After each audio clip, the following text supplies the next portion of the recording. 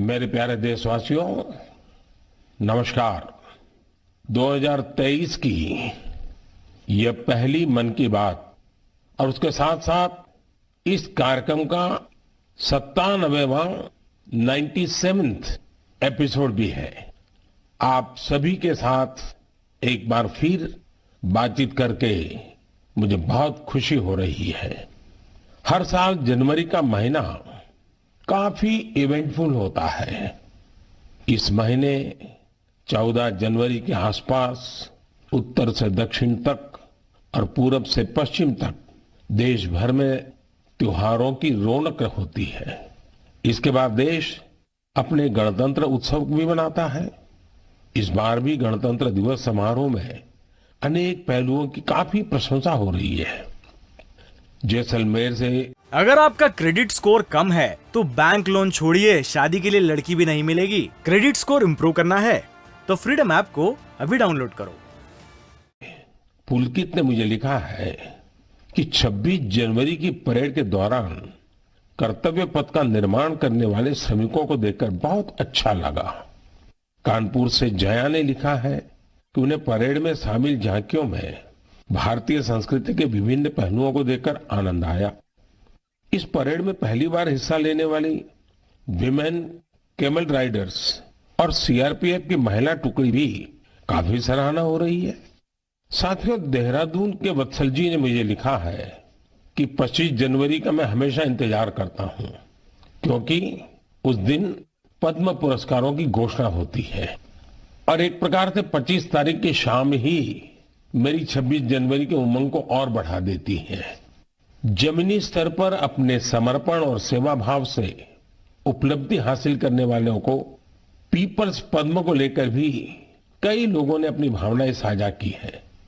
इस बार पद्म पुरस्कार से सम्मानित होने वालों में जनजातीय समुदाय और जनजातीय जीवन से जुड़े लोगों का अच्छा खासा प्रतिनिधित्व रहा है। जनजातीय जीवन शहरों की भागदौड़ से अलग होता है, उसकी चुनौतियां भी अलग होती हैं। इसके बावजूद जनजातीय समाज अपनी परंपराओं को सहेजने के लिए हमेशा तत्पर रहते हैं। जनजातीय समुदाय से जुड़ी चीजों के संरक्षण और उन पर रिसर्च के प्रयास भी होते हैं।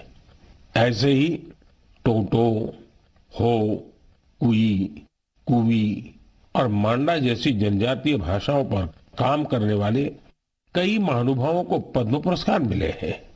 यह हम सभी के लिए गर्व की बात है। धानीराम टोटो, जानूम सी सॉय और बी रामकृष्ण रेड्डी जी के नाम अब तो पूरा देश उनसे परिचित हो गया है। सिद्दी, जारवा और ओंगे जैसे आदि जनजाति के साथ काम करने वाले लोगों को भी इस बार सम्मानित किया गया है। जैसे हीराबाई लोबी, रतन चंद्र कार और ईश्वर चंद्र वर्मा जी। जनजातीय समुदाय हमारी धरती, हमारी विरासत का अभिन्न हिस्सा रहे हैं। देश और समाज के विकास में उनका योगदान बहुत महत्वपूर्ण है। उनके लिए काम करने वाले व्यक्तित्वों का सम्मान नई पीढ़ी को भी प्रेरित करेगा। इस वर्ष पद्म पुरस्कारों की गूंज उन इलाकों में भी सुनाई दे रही है जो नक्सल प्रभावित हुआ करते थे। अपने प्रयासों से नक्सल प्रभावित क्षेत्रों में गुमराह युवकों को सही राह दिखाने वालों को पद्म पुरस्कारों से सम्मानित किया गया है। इसके लिए कांकेर में लकड़ी पर नक्काशी करने वाले अजय कुमार मंडावी और गढ़चिरौली के प्रसिद्ध झाड़ीपट्टी रंगभूमि से जुड़े परशुराम कोमाजी खुणे को भी ये सम्मान मिला है। इसी प्रकार नॉर्थ ईस्ट में अपनी संस्कृति के संरक्षण में जुटे राम कुई बांगवे न्यूमे, विक्रम बहादुर जमातिया और कर्मा वांगचू को भी सम्मानित किया गया है। साथियों, इस बार पद्म पुरस्कार से सम्मानित होने वालों में कई ऐसे लोग शामिल हैं जिन्होंने संगीत की दुनिया को समृद्ध किया है। कौन होगा जिसको संगीत पसंद ना हो? हर किसी की संगीत की पसंद अलग अलग हो सकती है, लेकिन संगीत हर किसी के जीवन का हिस्सा होता है। इस बार पद्म पुरस्कार पाने वालों में वो लोग हैं जो संतूर, बमहुम, द्वितारा, जैसे हमारे पारंपरिक वाद्य यंत्र की धुन बिखेरने में महारत रखते हैं। गुलाम मोहम्मद जाज, मोआ सुपाऊ, सिंहबोर कुरकालाऊ, मुनि वेंकटप्पा और मंगल कांति राय, ऐसे कितने ही नाम हैं जिनकी चारों तरफ चर्चा हो रही है। साथियों, पद्म पुरस्कार पाने वाले अनेक लोग हमारे बीच के वो साथी हैं जिन्होंने हमेशा देश को सर्वोपरि रखा, राष्ट्र प्रथम के सिद्धांत के लिए अपना जीवन समर्पित कर दिया। वो सेवा भाव से अपने काम में लगे रहे और इसके लिए उन्हें कभी किसी पुरस्कार की आशा नहीं की। वो जिनके लिए काम कर रहे हैं उनके चेहरे का संतोष ही उनके लिए सबसे बड़ा अवार्ड है। ऐसे समर्पित लोगों को सम्मानित करके हम देशवासियों का गौरव बढ़ा है। मैं सभी पद्म पुरस्कार विजेताओं के नाम भले ही यहां नहीं ले पाऊं, लेकिन आपसे मेरा आग्रह जरूर है कि आप पद्म पुरस्कार पाने वाले इन महानुभावों के प्रेरक जीवन के विषय में विस्तार से जानें और औरों को भी बताएं।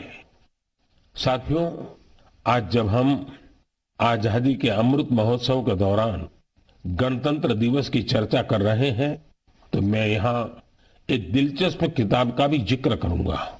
कुछ हफ्ते पहले ही मुझे मिली इस बुक में एक बहुत ही इंटरेस्टिंग सब्जेक्ट पर चर्चा की गई है। इस बुक का नाम India the mother of democracy है और इसमें कई बेहतरीन एसेज है। भारत दुनिया का सबसे बड़ा लोकतंत्र है और हम भारतीयों को इस बात का गर्व भी है कि हमारा देश मदर ऑफ डेमोक्रेसी भी है। लोकतंत्र हमारी रगों में है, हमारी संस्कृति में है। सदियों से यह हमारे कामकाज का भी एक अभिन्न हिस्सा रहा है। स्वभाव से हम एक डेमोक्रेटिक सोसाइटी है। डॉक्टर अंबेडकर ने बौद्ध भिक्षु संघ की तुलना भारतीय संसद से की थी। उन्होंने उसे एक ऐसी संस्था बताया था जहां मोशंस, रिजोल्यूशंस, कोरम, वोटिंग और वोटों की गिनती के लिए कई नियम थे। बाबा साहब का मानना था कि भगवान बुद्ध को इसकी प्रेरणा उस समय की राजनीतिक व्यवस्थाओं से मिली होगी। तमिलनाडु में एक छोटा लेकिन चर्चित गांव है उतिर मेरूर। यहां 1100-1200 साल पहले का एक शिलालेख दुनिया भर को अचंभित करता है। यह शिलालेख एक मिनी कॉन्स्टिट्यूशन की तरह है। इसमें विस्तार से बताया गया है कि ग्राम सभा का संचालन कैसे होना चाहिए और उसके सदस्यों के चयन की प्रक्रिया क्या हो। हमारे देश के इतिहास में डेमोक्रेटिक वैल्यूज का एक और उदाहरण है 12वीं सदी के भगवान बसवेश्वर का अनुभव मंडपम। यहाँ फ्री डिबेट और डिस्कशन को प्रोत्साहन दिया जाता था। आपको ये जानकर हैरानी होगी, यह माग्ना कार्टा से भी पहले की बात है। वारंगल के काकीय वंश के राजाओं की गणतांत्रिक परंपराएं भी बहुत प्रसिद्ध थी। भक्ति आंदोलन ने पश्चिमी भारत में लोकतंत्र की संस्कृति को आगे बढ़ाया। बुक में सिख पंथ की लोकतांत्रिक भावना पर भी एक लेख को शामिल किया गया है, जो गुरु नानक देव जी के सर्वसम्मति से लिए गए निर्णयों पर प्रकाश डालता है। मध्य भारत की उरांव और मुंडा जनजातियों में कम्युनिटी ड्रिवन और कॉन्सेंसस ड्रिवन डिसीजन पर भी इस किताब में अच्छी जानकारी है। आप इस किताब को पढ़ने के बाद महसूस करेंगे कि कैसे देश के हर हिस्से में सदियों से लोकतंत्र की भावना प्रवाहित होती रही है। मदर ऑफ डेमोक्रेसी के रूप में हमें निरंतर इस विषय का गहन चिंतन भी करना चाहिए, चर्चा भी करना चाहिए और दुनिया को अवगत भी कराना चाहिए। इससे देश में लोकतंत्र की भावना और प्रगाढ़ होगी। अगर आपका क्रेडिट स्कोर कम है तो बैंक लोन छोड़िए, शादी के लिए लड़की भी नहीं मिलेगी। क्रेडिट स्कोर इम्प्रूव करना है तो फ्रीडम ऐप को अभी डाउनलोड करो।